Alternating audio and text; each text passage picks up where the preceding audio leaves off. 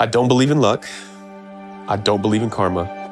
And I certainly don't believe in miracles or prophecies. This is part 3 of the Skeptic's Journey, a true story of an atheist's multi-year search for truth.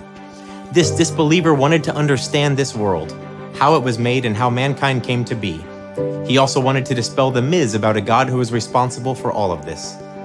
The skeptic preferred anonymity for this video series, so we're using others to portray him. But the words used throughout this series are his exact words. This is his story, his journey.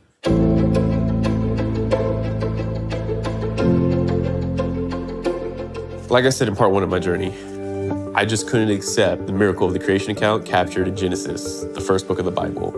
It was just too much to swallow without any proof. But I learned in part 2 that science doesn't currently have a single concrete answer yet. So I decided to look further in the Bible, mostly to prove that there's no facts that can be verified in support of the Bible's miraculous claims. I learned that Genesis is just one of 66 books in the Bible.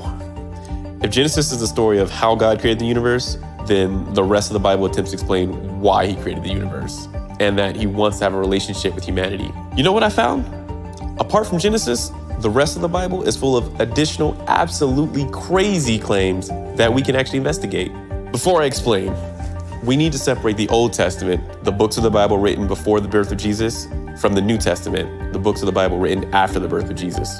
Broadly speaking, I discovered that the Old Testament, which can get pretty boring in some sections, primarily tells the story of God's relationship with mankind and makes the case that humanity needs a savior, while the New Testament tells the story of that savior, defined as a person named Jesus of Nazareth, and the relationship that God or Jesus wants to have with us. I then learned that the Old Testament contains over 300 prophecies or predictions about this future savior, Jesus. I thought this was an interesting subject matter to investigate and was hopeful that I could debunk this entire charade once and for all. Regarding these prophecies, well, I have to admit they're quite perplexing.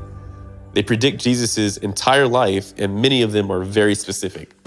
These prophecies predict when Jesus will be born, that he will be a descendant of Abraham and King David, that a star will announce his birth, that he will be born in Bethlehem, that the children of Israel will be murdered in an attempt to kill him, that he will go to Egypt and come back to Israel, that he will settle in Nazareth when he returns from Egypt, that he will perform miracles of healing the blind and the lame, that he will be called both the Son of God and the Son of Man, that he will ride into Jerusalem on a donkey and he will be the subject of a murderous plot, that he will be betrayed for 30 pieces of silver, that he will be crucified with his hands and feet pierced and they will cast lots for his clothing, and that he will rise from the dead as Savior of the world.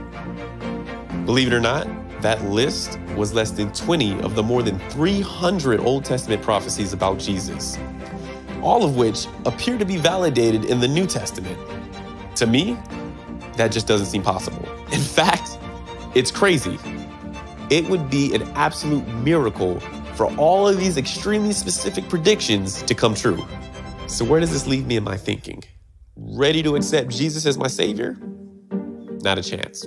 Being the never-ending skeptic that I am, I was not 100% convinced that the Old Testament writings, with all of those predictions, were written prior to the life of Jesus. We're talking about documents that are thousands of years old. So I'm reasoning that they had to have been written or altered after his life. Well, in 1946, by the Dead Sea of Israel, archaeologists discovered an entire set of manuscripts called the Dead Sea Scrolls, a complete and accurate copy of the Old Testament that was carbon dated by 2 independent, non-Christian scientific teams in the 1990s.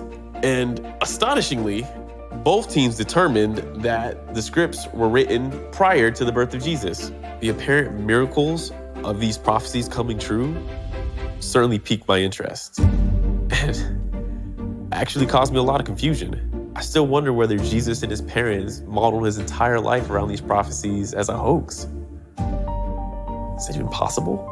In the meantime, I suppose I'll continue to investigate these other alleged miracles in the Bible, as well as this person Jesus, whom these 300 prophecies were written about. Do you believe in miracles? No matter where you stand on the spectrum of belief, I encourage you to continue with us in viewing the skeptic's journey, a true story. Thanks for watching. If you like this video, please let us know. Click here to subscribe to our channel and here to continue watching the skeptic's journey. As always, you can help us produce more videos like this by making a tax-deductible donation to our ministry at christianityengaged.org.